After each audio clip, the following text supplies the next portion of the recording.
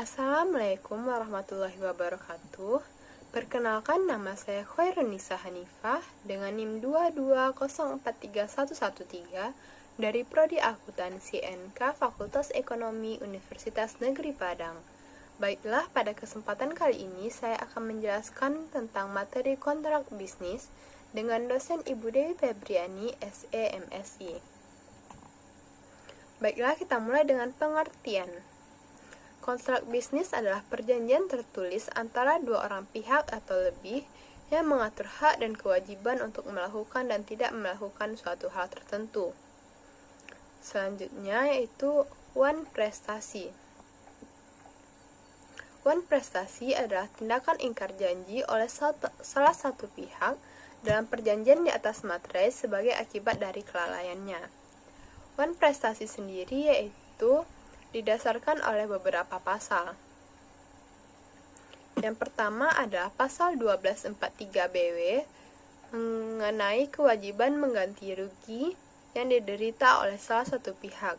Yang kedua, pasal 1267 BW mengatur pemutusan kontrak perjanjian bersamaan dengan pembayaran ganti kerugian.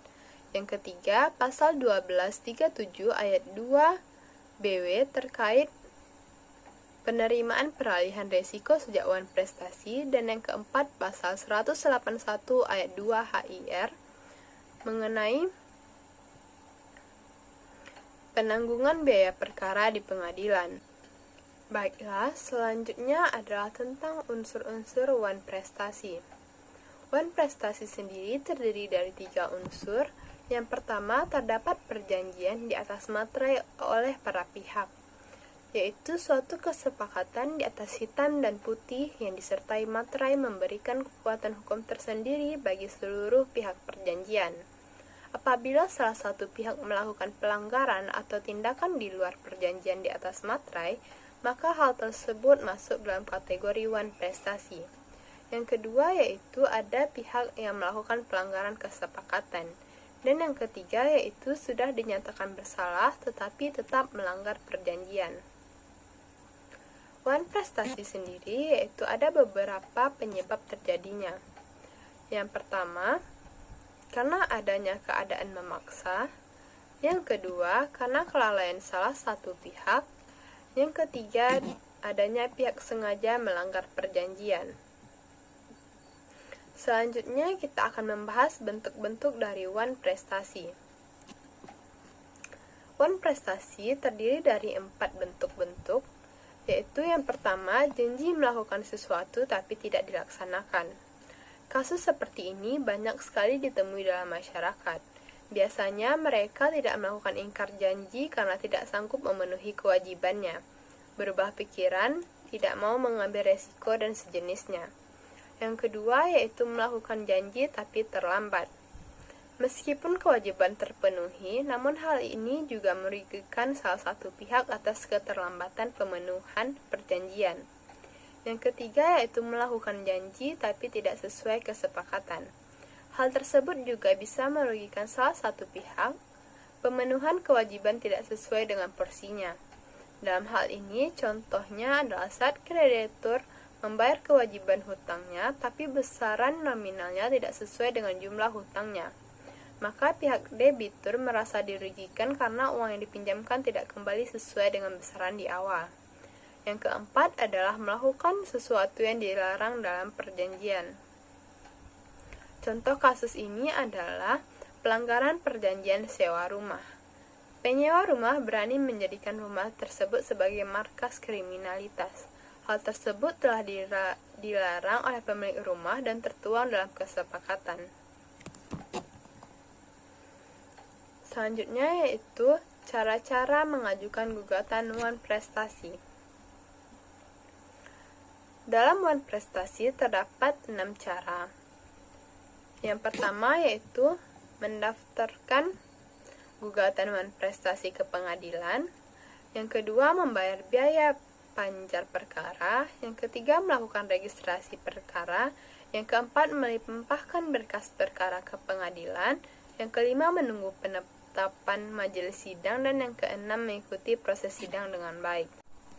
Yang pertama, Mendaftarkan gugatan wan prestasi ke pengadilan. Berdasarkan pasal wan prestasi 118 ayat 1 HIR menjelaskan bahwa penggugat harus memilih pengadilan negeri yang tingkatannya sesuai dengan kapasitas gugatan tersebut. Yang kedua yaitu membayar biaya panjar perkara. Biaya panjar merupakan dana ketika final perkara diperhitungkan setelah terbit putusan pengadilan. Pada tahap awal, biaya ini akan dikeluarkan oleh penggugat, namun di akhir putusan pengadilan, pihak yang kalah akan menanggung biaya panjar. Biaya ini diperlukan pengadilan untuk memenuhi hal administratif, seperti pembuatan dokumen, pemanggilan saksi, materai, dan lain halnya. Yang ketiga adalah melakukan registrasi perkara. Gugatan non prestasi yang Anda ajukan akan dicatat dalam buku registrasi perkara untuk memperoleh nomor gugatan. Nomor gugatan nantinya digunakan dalam proses penyelesaian non prestasi di pengadilan. Yang keempat, melimpahkan berkas perkara ke pengadilan. Gugatan Anda akan diproses oleh ketua pengadilan sesuai nomor gugatan. Proses pelimpahan kasus ini harus dilakukan selambat-lambatnya 7 hari pasca registrasi. Hal ini dilakukan agar tidak melanggar prinsip-prinsip penyelesaian kasus perkara. Yang kelima, menunggu penetapan majelis sidang. Setelah pemeriksaan, dokumen gugatan Anda akan diputuskan oleh hakim selambat-lambatnya 7 hari setelah penerimaan berkas. Dan yang terakhir adalah mengikuti prosesi sidang dengan baik. Anda beserta pihak-pihak terkait akan disidang oleh pihak pengadilan untuk menyelesaikan kasus tersebut. Usahakan mengikuti proses sidang dengan baik dan kepala dingin. Selanjutnya adalah macam-macam kontrak. Yang pertama ada perjanjian kredit, yang kedua ada perjanjian leasing, yang ketiga ada keagenan dan distributor, dan yang keempat adalah perjanjian franchising dan lisensi. Perjanjian kredit yaitu perjanjian pinjam-meminjam uang antara bank sebagai kreditur dan nasabah sebagai debitur dalam jangka waktu tertentu dan pengembalian disertai dengan bunga. Yang kedua adalah perjanjian leasing, yaitu perjanjian antara lessor dan lessee untuk menyewa suatu jenis barang modal tertentu yang dipilih oleh lessee. Yang ketiga adalah keagenan dan distributor.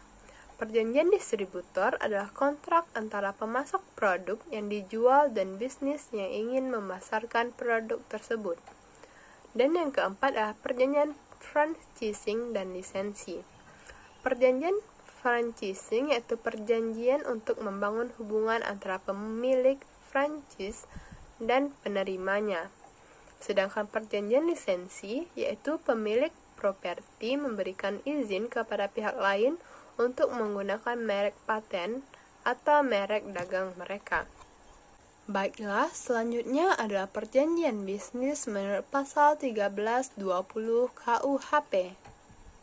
Perjanjian bisnis sendiri menurut pasal ini yaitu terdapat 2 syarat, syarat subjektif dan syarat objektif. Syarat subjektif sendiri yaitu terdiri dari kesepakatan dan kecakapan para pihak. Sementara syarat objektif terdiri dari sebab yang halal dan adanya objek perjanjian.